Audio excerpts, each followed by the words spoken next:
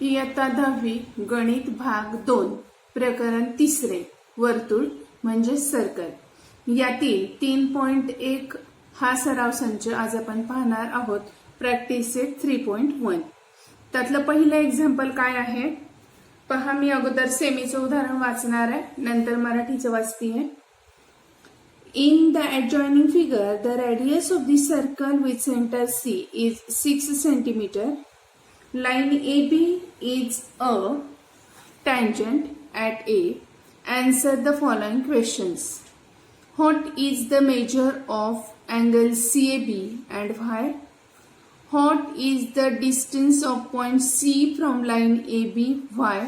C from line AB. Why? Distance AB is equal to 6. Find distance BC. What is the measure of angle ABC and why? ABC याचं माप विचारले आणि का विचारले. Okay. Marathi मीडियमचं गणित पहा, मी तुम्हाला सेमीचं समजावताना मराठीमध्ये तुम्हाला कळणार आहे, त्याच्यामुळे मराठी मीडियम मी काळजीपूर्वक ऐका. In the adjoining figure, the radius of the circle with center C is 6 centimeter. म्हणजे एका वर्तुळाचा केंद्र C असून त्याची त्रिज्या 6 सेंटीमीटर आहे. Line AB is the tangent at A. म्हणजे AB ही जी आहे ही वर्तुळाची काय आहे, स्पर्शिका आहे. कोणत्या बिंदूत स्पर्श करते तर A बिंदूत. Answer the following questions. खालील प्रश्नांची उत्तरे द्या. What is the measure of angle CAB? CAB या कोणाचं माप विचारलंय. CAB ज्यावेळेस आपल्याला काढावं लागणार आहे त्यावेळेस अगोदर आपल्याला CA हा जोडून घ्यावा लागणार आहे. येते लक्षामध्ये CB हा जोडून घ्यावा लागणार आहे. त्यांनी कारण विचारलंय अँगल CAB किती आहे.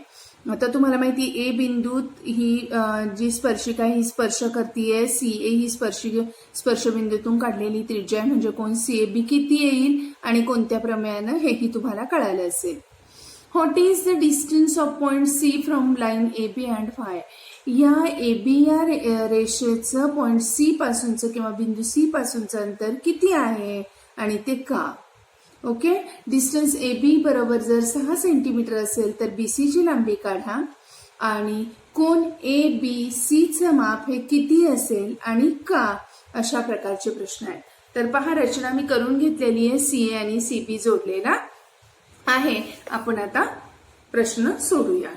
पहा, मी पहिला प्रश्न इथे सोडवायला घेतलेला आहे. रेख CA रेख CB जोडलेला आहे. Join CB and CA. आता स्पर्शिका त्रिज्या प्रमेयानुसार that is by tangent radius theorem angle CAB is equal to किती येणार आहे, 90 डिग्री. ओके. कारण स्पर्शिका त्रिज्या प्रमेय काय सांगतं, वर्तुळाची प्रत्येक स्पर्शिका ही त्या स्पर्शबिंदूतून काढलेल्या त्रिज्येला लंब असते. बरोबर आहे. The tangent drawn at any point of the circle is perpendicular to the radius drawn from that touching point. Okay. किंवा end point of the radius असं म्हटलं तरी चालेल. ओके. आता सेकंड पहा, तुम्हाला काय विचारले त्यांनी, C चे AB पासूनचे अंतर. बरोबर. आता इथं तुमच्या असं लक्षात येणार आहे की जर अँगल CAB 90 डिग्री आहे तर तुम्ही काय म्हणणार आहात, CA is perpendicular to AB. That is radius CA is perpendicular to tangent AB किंवा लाईन AB. अशा पद्धतीनं therefore CA is equal to 6 centimetre, कारण गिव्हन वर्तुळाची त्रिज्या 6 दिलेली आहे. Therefore the distance of point C from line AB is 6 centimetre. आणि म्हणून बिंदू C चे रेषा AB पासूनचे अंतर 6 सेंटीमीटर झालेले आहे. कारण कोणत्याही बिंदूचं एखाद्या रेषेपासूनचं अंतर आपण जेव्हा काढतो तेव्हा त्या बिंदूतून त्या रेषेवर लंब टाकल्यानंतर येणारं जे लंबांतर आहे ते लंबांतर म्हणजे त्या बिंदूचं रेषेपासूनचं अंतर असतं. हे आपल्याला यापूर्वी झालेलं आहे किंवा तुम्हाला माहिती आहे. ओके. आता पहा, थर्ड क्वेश्चन त्यांनी विचारलेला आहे. Length AB is equal to 6 and what is the length of BC. AB 6 आहे तर BC काढायचं आहे. आता पहा, जर CA 6 दिलेला आहे, आकृतीमध्ये CA बरोबर 6 आहे आणि AB बरोबर पण किती दिलेला आहे, 6 सेंटीमीटर. मग कोण ए जर 90 अंश मापाचा असेल, हा 6 आहे, हा 6 आहे, तर सीबी काढण्यासाठी तुम्ही काय वापरणार आहात? पायथागोरसचा सिद्धांत. बरोबर. मग मांडणी करताना कशी करायची आहे? त्रिकोण सीएबी मध्ये कोण ए बरोबर 90 अंश. In triangle CAB, angle A is equal to 90 degree.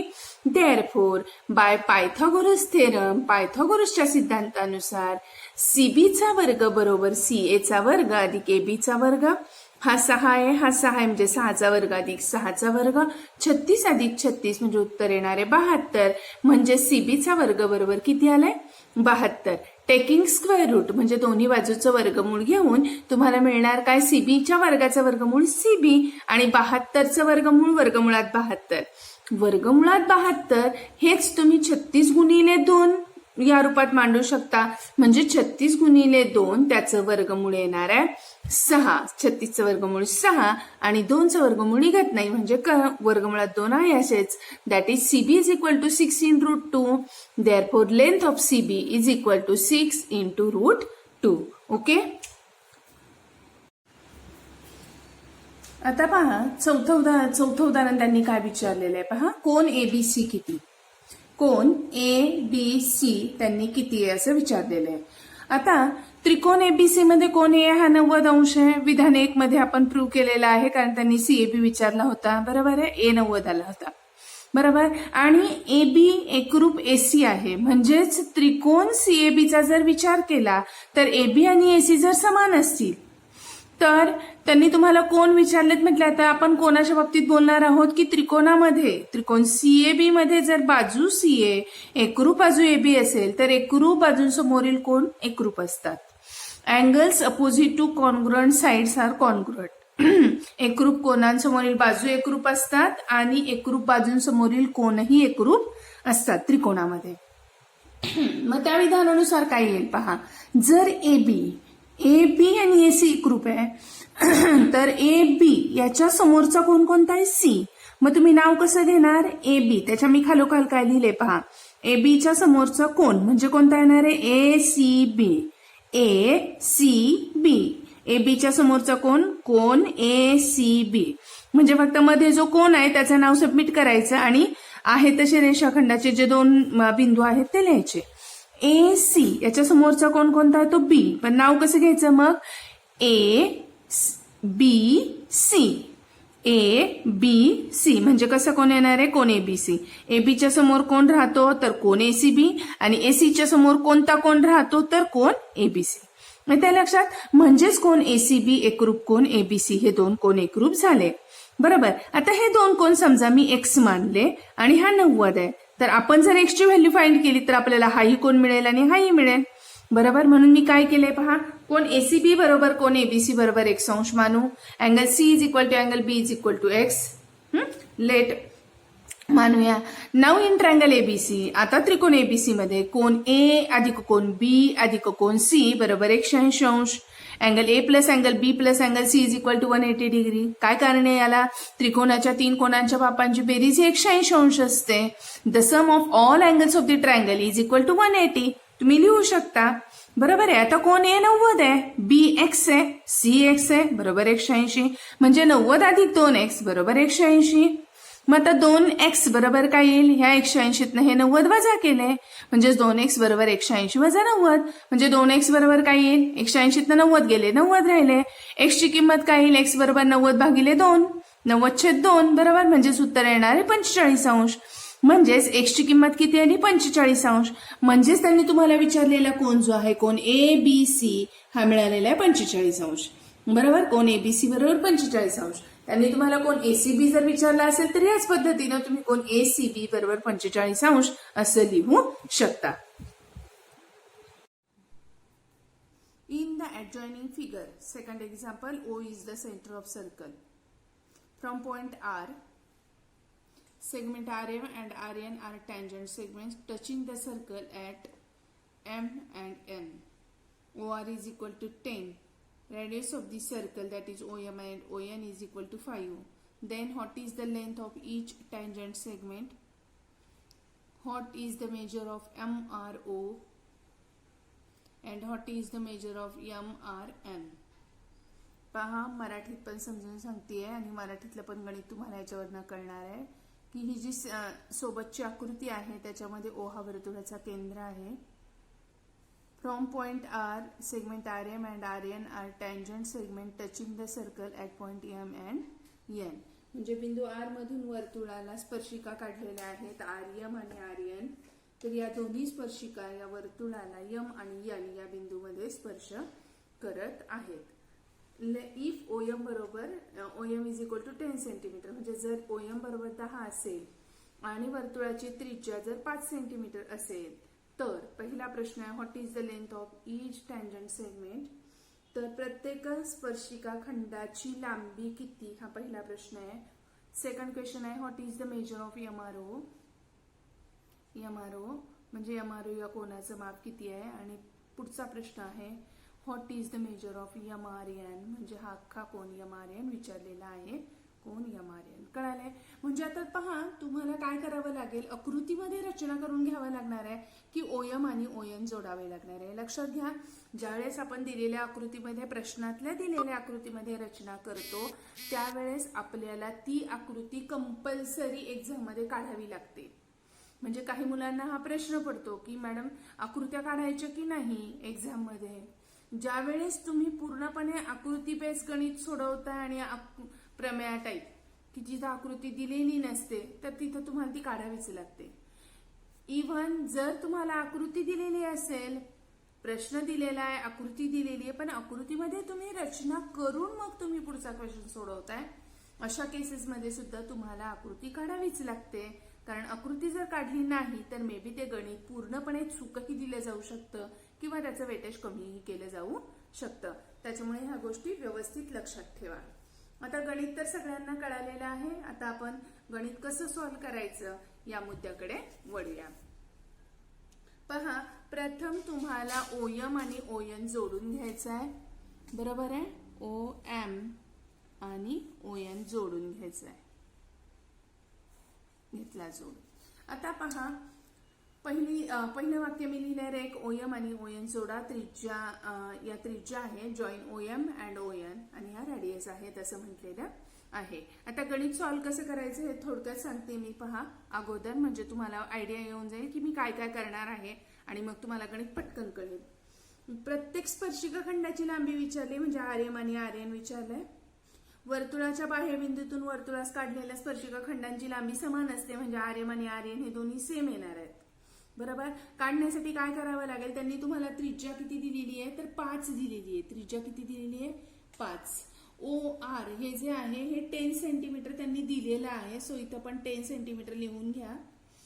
तुम्हाला माहितीये की हा जो कोन आहे आणि हा कोन आहे हे दोन्ही कोन 90 अंश मापाचे आहेत. कारण याला आपण टँजंट रेडियस थेरम असं म्हणू शकतो किंवा स्पर्शिका त्रिज्या प्रमेय म्हणू शकतो. मग इथं तुम्ही पागोसीचा वापर करून एमआर काढू शकता. म्हणजे पहिला क्वेश्चन तुमचा पूर्ण होईल.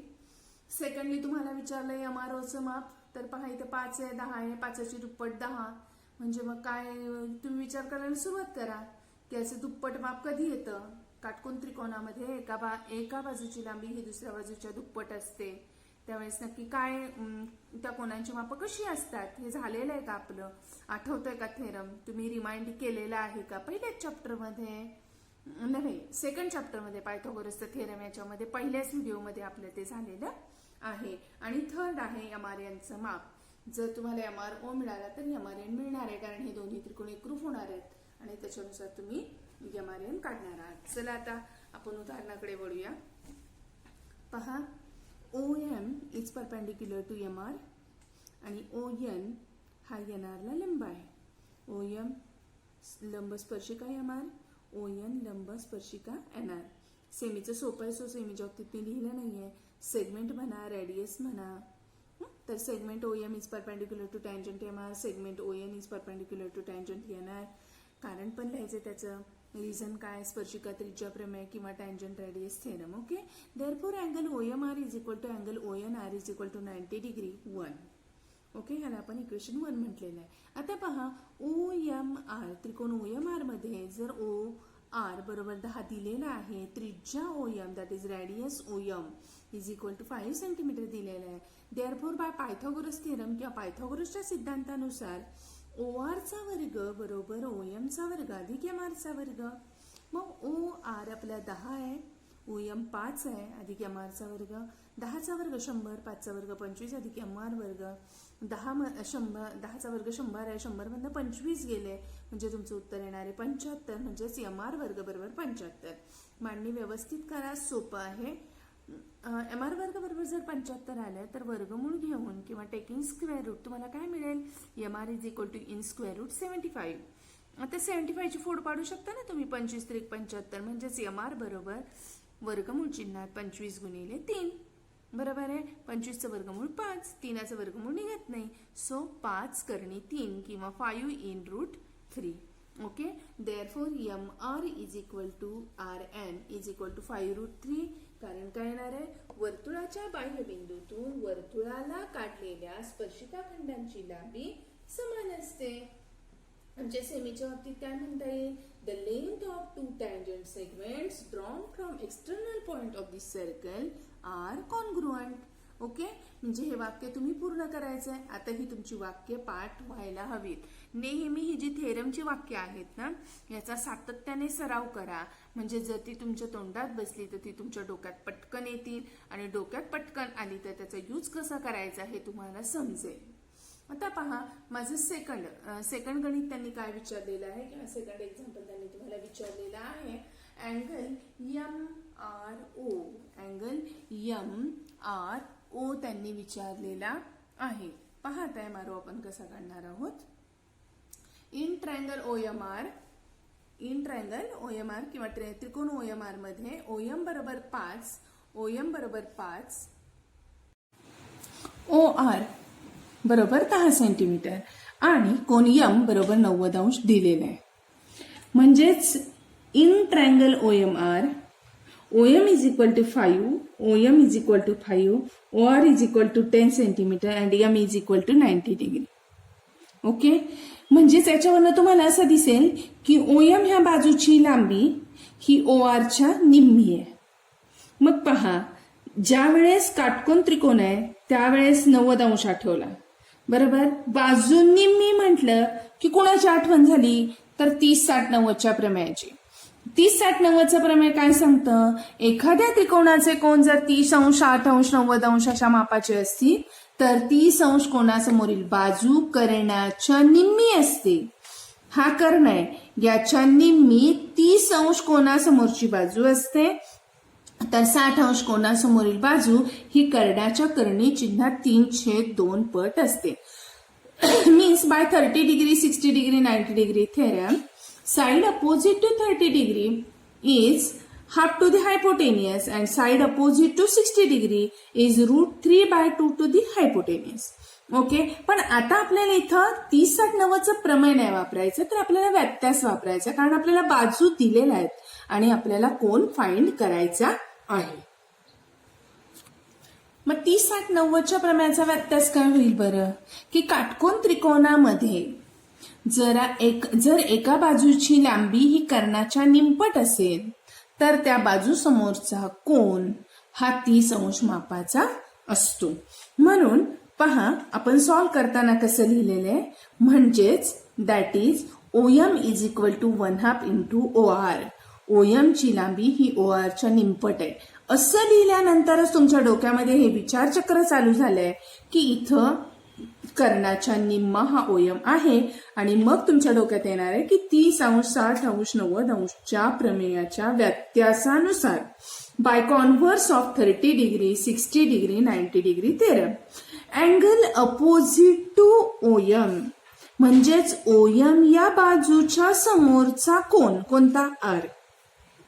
म्हणजेच angle opposite to OM is 30 degree. Okay, OM या बाजूसमोरचा कोन हा 30 अंश येतो, पण OM या बाजूसमोर कोणता कोन राहतोय, तर MRO. म्हणून कोन MRO बरोबर 30 अंश. कळालंय सर्वांना. आता एक लक्षात घ्या, सेमी आणि मराठी दोन्हींचं शिकवत असताना, आणि वर्तुळ हे प्रकरण थोडंसं मोठं आहे, लेंदी आहे, त्याच्यामुळे थोडंसं लिहिताना समजून घ्या. लिहिलेलं व्यवस्थित आहे, पण तरीही तुम्ही छान समजून घेतलं, नीट लक्ष दिलं, लिहिता लिहिता ऐकता ऐकता लिहिलं आणि लिहिता लिहिता समजून घेतलं तर ते खूप छान तुमच्या डोक्यात येणार आहे. आता पहा, लास्ट क्वेश्चन त्यांनी तुम्हाला विचारलाय की MRN किती. बरोबर. आता हे जर दोन त्रिकोण तुम्ही पाहिले, त्रिकोण OMR आणि त्रिकोण ONR, तर हे दोन त्रिकोण एकरूप होणार आहेत. किंवा तसे एकरूप न दाखवता जरी तुम्ही असं म्हटलात OM 5 आहे, OR 10 आहे, ON पण 5 आहे, कारण एका वर्तुळाची त्रिज्या हा 10 आहे, म्हणजे तुमचा NR पण काय येणार आहे, NR आणि MR सेम येणार आहे. म्हणजे हे दोन त्रिकोण बाबा व कसोटीने पण एकरूप होतील. बरोबर आहे. मग आता तुम्ही डिरेक्टली लिहा. इथे हे मी तुम्हाला फक्त सांगते की मे बी तुम्हाला असं विचारलं जाऊ शकतं की हे दोन त्रिकोण एकरूप दाखवा, मग तुम्हाला ते यावं म्हणून मी हे तुम्हाला सांगतेय. आता त्यांनी तुम्हाला विचारलाय MRN. सुरुवात करते मी. MRO बरोबर कोण, NRO बरोबर किती, हा 30 म्हटल्यानंतर हा पण 30 अंश, कारण 2 वरून एकरूप त्रिकोणांचे संगत कोण. From 2 corresponding angles of congruent triangles are congruent. Okay, therefore MRN is equal to MRO plus NRO means 30 plus 30, 30 अधिक 30 बरोबर किती येणार आहे, 60. समजलंय का? पहा बरं. पहा तिसरं उदाहरण काय आहे.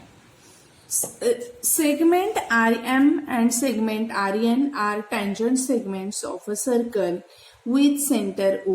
Prove that OR bisects angle MRN and angle MON.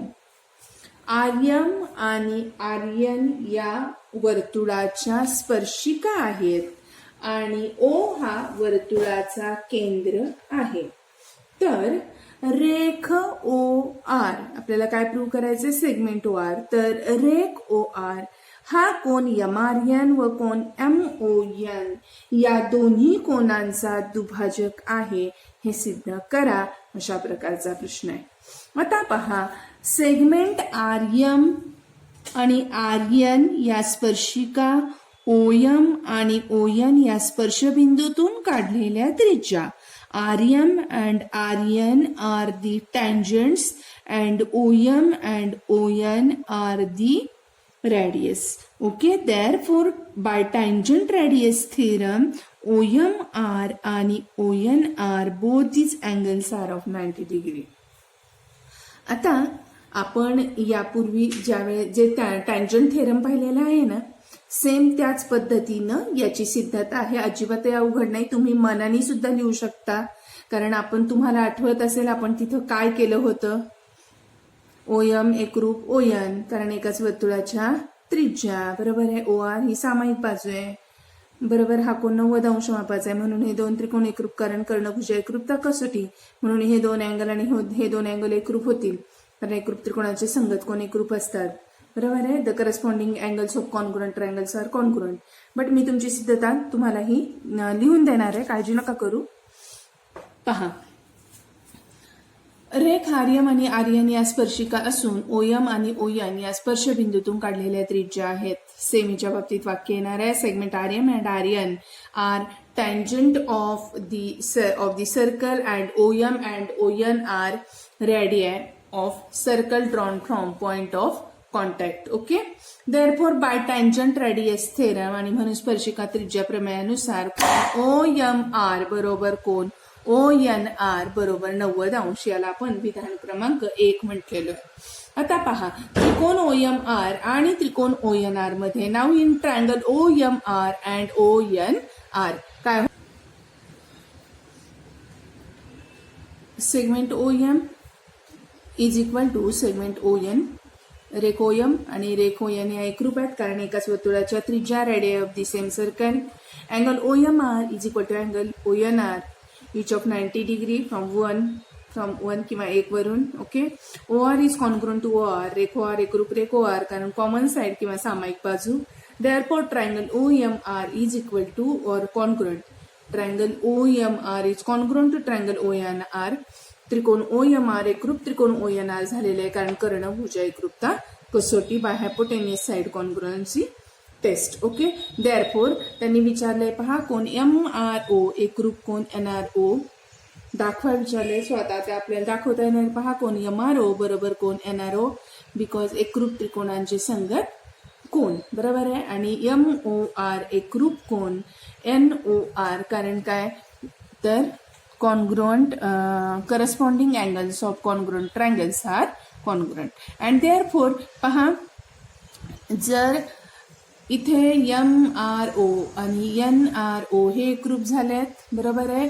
MOR आणि NOR हे एकरूप झालेत म्हणजे आपोआपच OR is the angle bisector of angle MON and MRN. So आपण पहा वाक्य काय लिहिलेलं आहे की सेगमेंट OR, पहा segment OR bisects angle MRN and MON. Okay, म्हणून रेख OR हा कोन MRN व कोन MON चा कोनदुभाजक आहे, हे सिद्ध झालेलं आहे.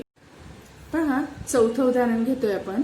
त्रिज्या 4.5 सेमी असलेल्या वर्तुळाच्या दोन स्पर्शिका परस्परांना समांतर आहेत, तर स्पर्शिकांतील अंतर काढा. What is the distance between two parallel tangents of a circle having radius 4.5 cm? Justify your answer. इथे या उदाहरणाला आकृती दिलेली नाहीये म्हणजे आधी आकृती काढणं आवश्यक आहे. एक सर्कल काढून घेऊया आपण, बरोबर. आणि सर्कल काढल्यानंतर एक डाया काढा. अगोदर डायामीटर काढून घ्या म्हणजे तुम्हाला बरोबर त्याच्यातनं त्याच्या टँजंट्स आहेत त्या काढल्या की बरोबर त्या पॅरलेल आपोआप येणार आहेत. ओके, मग अशा पद्धतीची मी रचना करून घेतलेली आहे. ओ केंद्र असलेले एक वर्तुळ काढलेले आहे पहा, आणि AB आणि CD या वर्तुळाच्या स्पर्शिका या वर्तुळाला अनुक्रमे M आणि N बिंदूमध्ये स्पर्श करतात. म्हणजे पहिलं वाक्य तुमचं असणार काय पहा, O हा वर्तुळाचा केंद्र आहे. काय असणार आहे पहिलं वाक्य, O हा वर्तुळाचा केंद्र आहे. कारण त्यांनी दिलंय का तुम्हाला आकृती नाही, मग ही आकृती तुम्हाला पेपरमध्ये काढणं आवश्यक आहे. O हा वर्तुळाचा केंद्र आहे. O is the centre of circle. First तुमचं सेंटेन्स काय असणार आहे की O is centre of circle. पुढचं वाक्य काय आहे, स्पर्शिका AB व CD वर्तुळाला M आणि N बिंदूत स्पर्श करतात. रेख OM आणि रेख ON या स्पर्श त्रिज्या आहेत. म्हणून स्पर्शिका त्रिज्या प्रमेयानुसार कोन AMO बरोबर कोन CNO बरोबर 90 अंश या पद्धतीनं. पहा, इकडे सेमीच्या बाबतीत आपण कसं लिहिणार आहोत, O is the centre of circle. AB and CD touches the circle in point M and N and OM and ON are radii drawn from touching points. Therefore, by tangent radius theorem, angle AMO is equal to angle CNO is equal to 90 degree. Okay. आता पहा, त्यांनी अजून काय दिलेलं आहे, रेडियाय म्हणजे त्रिज्या 4.5 दिलेली आहे. सो मी OM बरोबर ON is equal to 4.5 centimetre अशा पद्धतीने विधान 1 आणि 2 आपलं क्लिअर झालेलं आहे. आता दिलंय काय की AB समांतर CD दिलेलं आहे, बरोबर. Tangents are parallel is given. Okay, therefore मी काय दिले पहा, रेषा AB समांतर रेषा CD, line AB is parallel to line CD.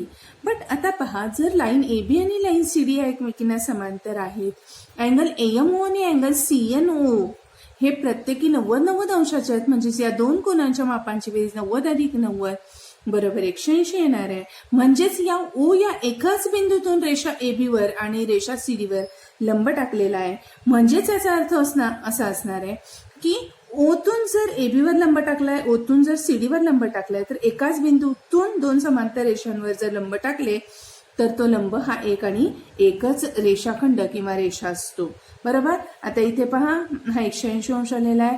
आता इथे जर हे 180 अंश आहेत तर हे काय होणार आहे, ते दोन्ही पण अंतरकोन आहेत. हे अंतरकोन काय झालेले आहेत, पूरक, म्हणजे त्यांच्या मापांची बेरीज किती आहे, 180 आहे. Therefore, the interior angles are supplementary and therefore M between O between N झालेलं आहे. म्हणजेच M O N हे तीनही बिंदू हे एकरेषी आलेले आहेत. आता दोन स्पर्शिकांतील अंतर त्यांनी विचारलंय. MO आणि ON या त्रिज्या आहेत आणि त्या 4.5 आहेत, हे तुम्हाला माहिती आहे. मग दोन समांतर स्पर्शिकांतील अंतर MN, distance between two parallel tangents is equal to MN is equal to MO plus ON, that is 4.5 plus 4.5, that is 9 centimeter. Okay. आणि मग शेवटचं वाक्य लिहा की दोन स्पर्शिकांतील अंतर हे 9 सेंटीमीटर आहे. की या दोन समांतर स्पर्शिकांतील अंतर 9 सेंटीमीटर आहे. और the distance between two parallel tangents is 9 centimetre.